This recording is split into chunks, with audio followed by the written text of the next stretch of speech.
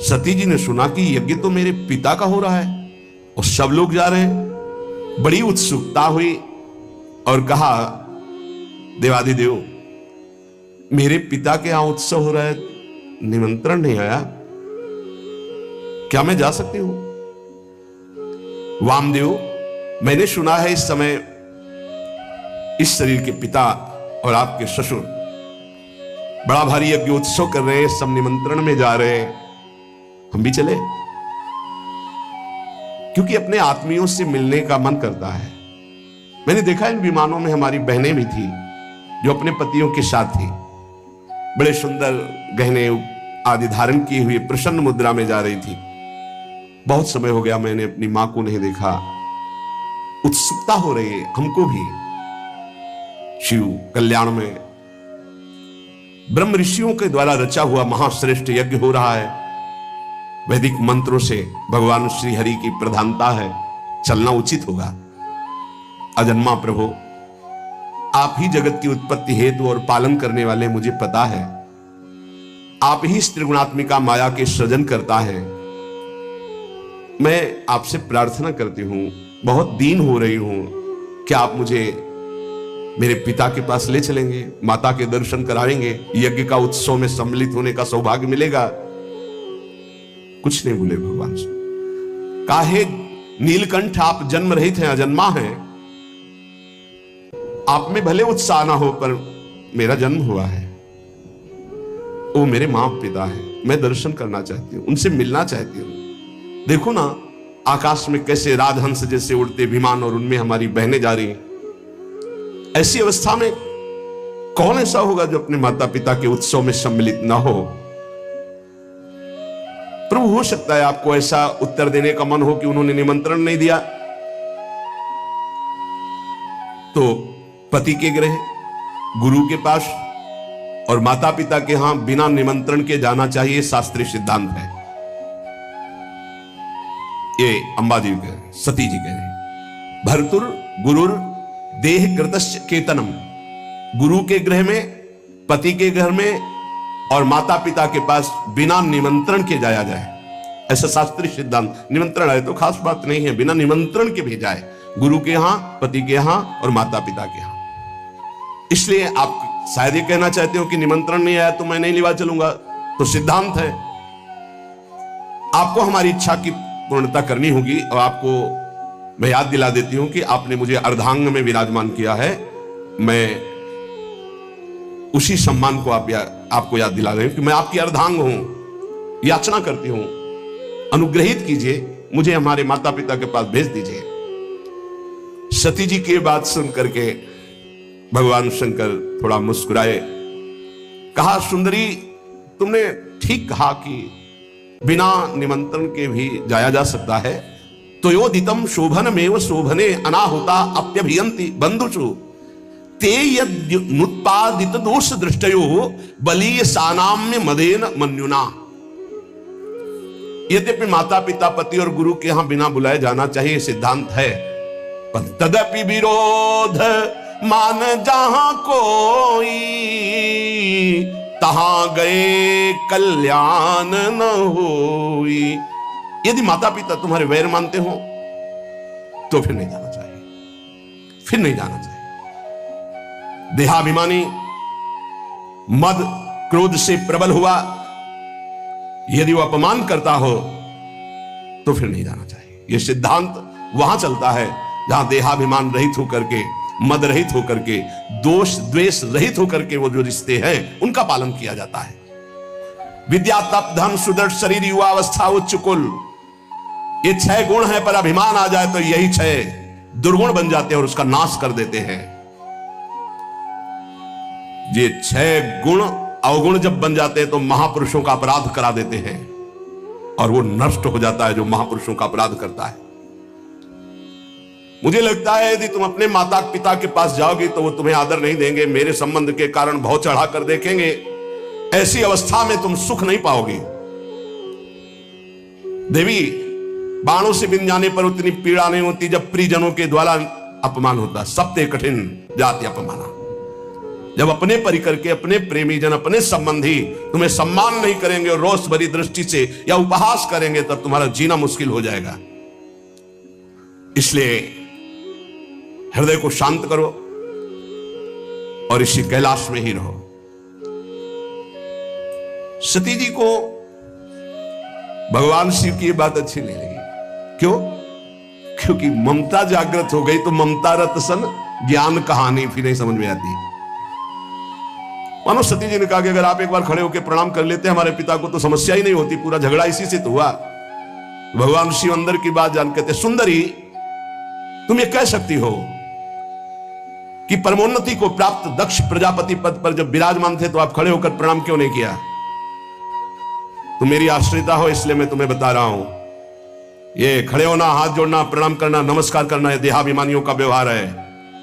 ब्रह्मबोध संपन्न महापुरुष उसी आत्मस्वरूप वासुदेव का सम्मान करते हैं, बाहरी प्रक्रिया नहीं।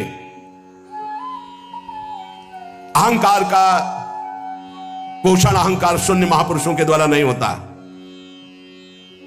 इसलिए मुझे लगता है तुम्हें नहीं जाना चाहिए। सुमध्य में ये नम्रता दिखाना, प्रणाम करना, हाथ जोड़ना, ये केवल व्यवहारिक क्रिया है। अगर अंदर के वासुदेव को नहीं पहचानता तो ये सब नाटक हो जाता है। तत्वज्ञानियों द्वारा उसी आत्मस्वरूप वासुदेव का सम्मान होता है, बाहरी देहाभिमानी का नहीं। विशुद्ध अंतःकरण का नाम वासुदेव है, अपने स्वरूप में स्थित होना सबसे बड़ा सम्मान है। ये भगवान ज्ञान स्वरूप शिव का, मैं उसी वासुदेव में निरंतर स्थित रहता हूं, इसलिए न किसी को नमस्कार न किसी को प्रणाम। इसलिए अगर तुम्हें लगता हो कि मैंने तुम्हारे पिता का अपराध किया तो बिल्कुल नहीं। मैं देहाभिमानी को प्रणाम नहीं करता, देह में विराजमान उस आत्म तत्व को नमस्कार करता हूं और वो मैं हूं। इसलिए किसको नमस्कार? कौन? इस समय सती जी को अच्छा नहीं लग रहा है ध्यान में। व्याकुलता देखिए। यदि तुम मेरी बात नहीं मानोगी और जाओगी तो संकेत में बता देता हूं ये तुम्हारे लिए बहुत ही हानिकारक होगा। क्योंकि जब प्रतिष्ठित व्यक्ति की आत्मीजनों के द्वारा अप्रतिष्ठा होती, अपमान होता है, तो उसकी तत्काल मृत्यु का कारण बन जाती है। वो संकेत में बता दिया। भगवान शंकर शांत हो गए। ये देखकर सती जी को बिल्कुल अच्छा नहीं। खड़ी हुई एक बार देखती भगवान शंकर की तरफ कि अगर मैं जाती हूं तो ये रुष्ट हो जाएंगे, क्योंकि आज्ञा नहीं। एक तरफ विमानों की तरफ नहीं जाती हूं तो माता का दर्शन कैसे होगा, कैसे सुहृदजनों से मिलूंगी। बार बार एक क्रास चिंतन हुआ, हृदय चंचल हुआ। भगवान शिव की तरफ रुद्र दृष्टि से देखा और आंसू भी आ गए कि इन्होंने आदेश क्यों नहीं किया। समझ नहीं पा रहे अम्बा। भगवान शिव कह रहे हैं जब प्रतिष्ठित व्यक्ति की अप्रतिष्ठा जहां होती है तो मृत्यु से बढ़कर दुखदायी होता है। हो सकता है मृत्यु हो जाए, इसलिए नहीं जाना चाहिए।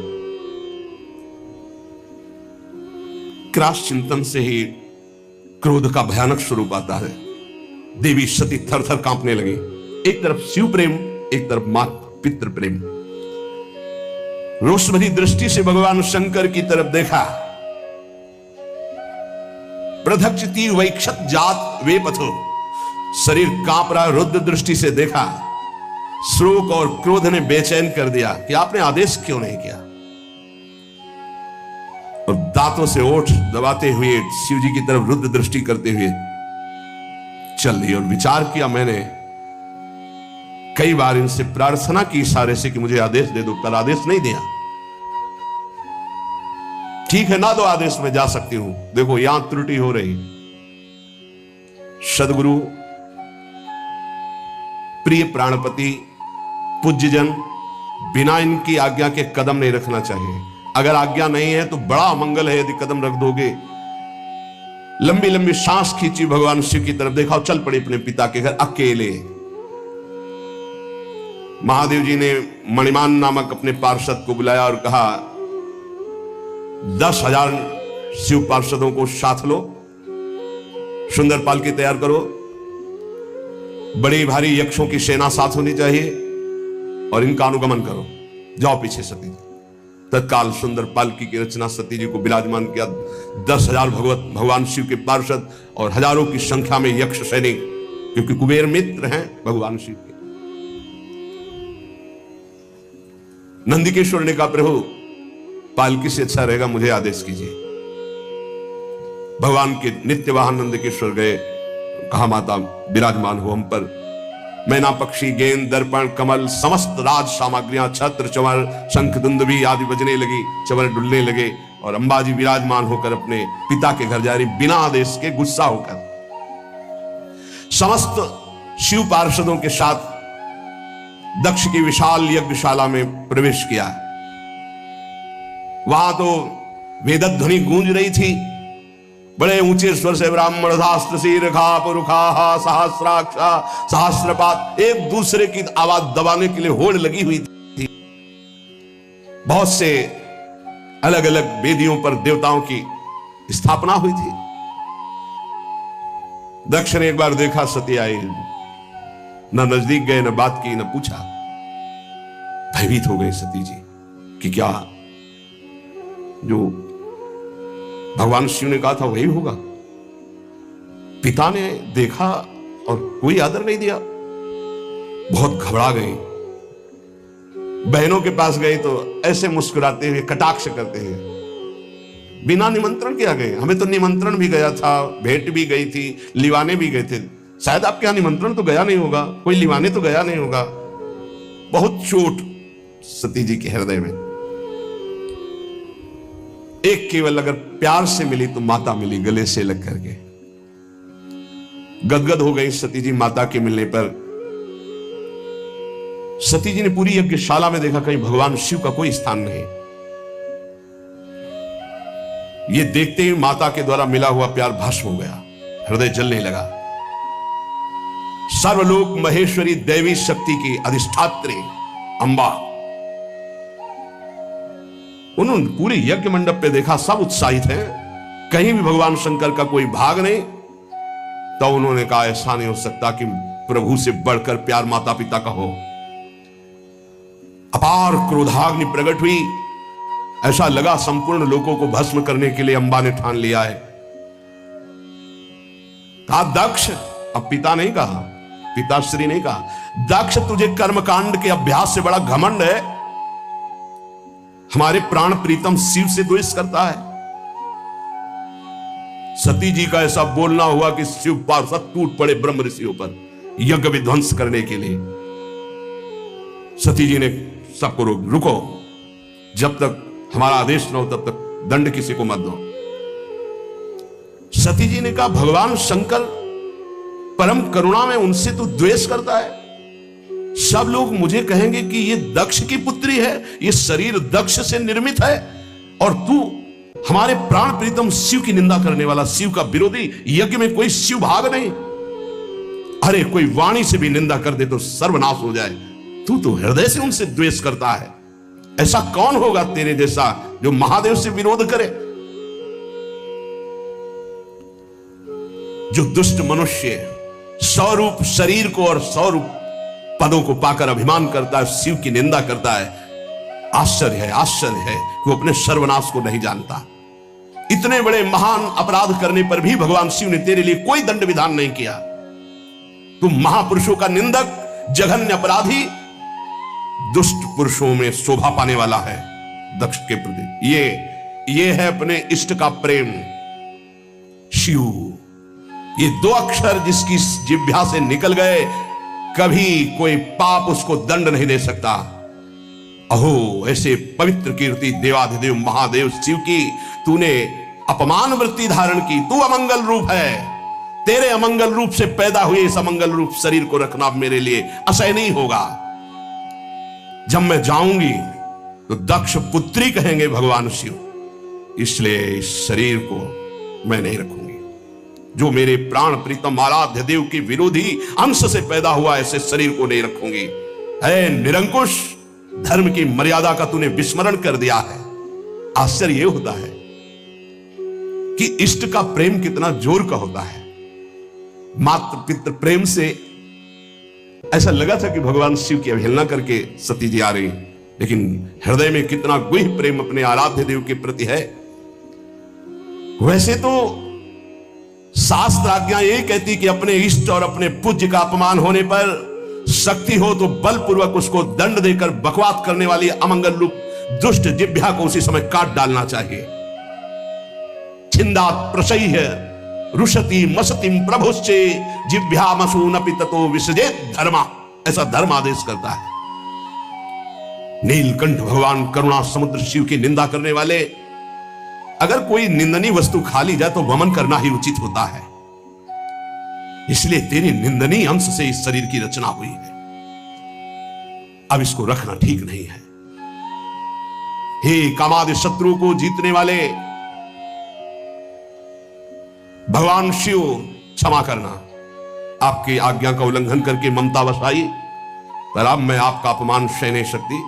आचमन किया, नया पीला वस्त्र धारण किया, आंख मूंदी, योगाग्नि का चिंतन किया, शिव शिव शिव शिव शिव। तत्काल श्री चरणों से अग्नि पैदा हुई और योगाग्नि में शरीर भस्म हो गया। क्योंकि अंबा है, नहीं रखूंगी ये शरीर, तेरा अंश है ये शरीर, ये तेरा अंश है। जब मैं जाऊंगी तो कहेंगे आओ दक्ष पुत्री, ये मैं बर्दाश्त नहीं कर पाऊंगी। अब सब कोई कहेगा ये दक्ष पुत्री सती है, इसलिए मैं अब इस शरीर को नहीं रखूंगी। तूने मेरे इष्ट देव का अपमान किया। जिस शरीर को भगवान शिव वामांग में विराजमान करते थे, महामनस्विनी सती ने तत्काल अग्नि की धारणा की, देखते देखते सबके बीच में भस्म हो गया शरीर। अब तो हाहाकार मच गया, क्योंकि रोकने वाले अब कोई थे नहीं। पार्षदों को सती जी ने ही रोका, भारी विध्वंस मचाना शुरू कर दिया। अब हदम रक्षम ब्रह्म ऋषियों ने उच्चारण किया, ऐसे मंत्र का उच्चारण करके आहुति दी तो यज्ञ कुंड से रिभु नाम के महान प्रतापी दैवी शक्ति संपन्न प्रकट हुए और शिव पार्षदों को मार मार के खदेड़ना प्रारंभ कर दिया। यज्ञ विध्वंस नहीं कर सकते। ब्रह्म तेज संपन्न उन रिभुओं की आक्रमण शक्ति इतनी प्रबल हुई, भाग करके शिव पार्षद कैलाश में आए। इधर देवर्षि नारद जी पहले ही पधार चुके थे। देवाधिदेव महादेव जी की वंदना करके पूरी की पूरी सूचना तत्काल जटा पकड़ी, उखाड़ी और पटक दी भूमि पर। जे ही जटा उखाड़ कर पृथ्वी पर पटका, मानो आकाश को छूता हुआ ऐसा महावीर प्रकट हो गया। ना तो छाती की चौड़ाई दिखाई दे रही थी, ना शरीर की लंबाई दिखाई दे रही थी। ऐसा विराट महान, इतना विशाल था कि स्वर्ग से भी ऊपर उनका सिर हो रहा था।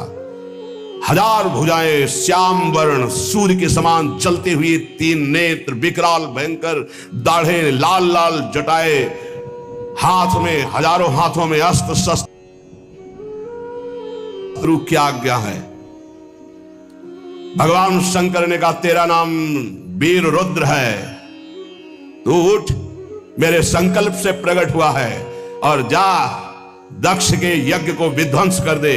और जिन ब्रह्म ऋषियों ने हमारे पार्षदों को दंड दिया, बलात् उनको दंड देकर के यज्ञ विध्वंस करके हमारे पास आओ।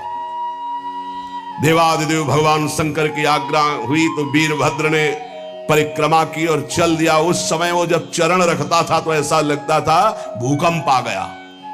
ऐसा महान बलशाली भयंकर सिंहनाद करता हुआ कराल त्रिशूल हाथ में लेकर यज्ञ मंडप की तरफ दौड़ा, मानो काल दंड स्वयं पधार रहा हो। ऐसी गर्जना की यज्ञ मंडप में लगा कि आकाश से बिजली टूट गई और कैलाश से गर्जना प्रारंभ की। जितने बुद्धिमान ऋत्वज थे वो तो लघुशंका जाना, बोले जाओ महाराज। वो समझ गए कि अब कुछ प्रसाद लंबा होगा तो 50 ब्रह्म ऋषि तो लघुशंका के बहाने निकल गए। कहां? तो इशारे की केवल जरूरत है। ब्राह्मण लोग जनेऊ पहनते ना, इसका मतलब होता है कि लघुशंका जाना। जो अपने तप अभिमान मंत्र बल के की पार्षदों को मार के मंत्र बल से भगा दिया था, वो वहां बैठे रहे। दक्ष प्रजापति को मूर्छा से आने लगी। अब ये तो लगा है कि सती जी भस्म हो गई हैं, तो सती के पति कुछ करेंगे जरूर।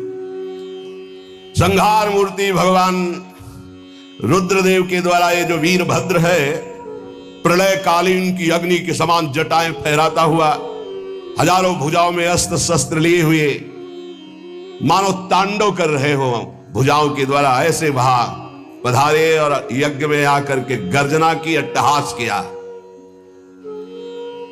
जितने महात्मा ब्रह्म ऋषि सब बैठे थे वो सब एक दूसरे की तरफ देख रहे और शुरू कर दिया हरिओम हरिओम। वहां कुछ नहीं हो रहा है। अब पहले तो भगवान शिव ने कुछ संकल्प नहीं किया था, इसलिए दैवी रिभु प्रकट हुए। अब कुछ नहीं मंत्र से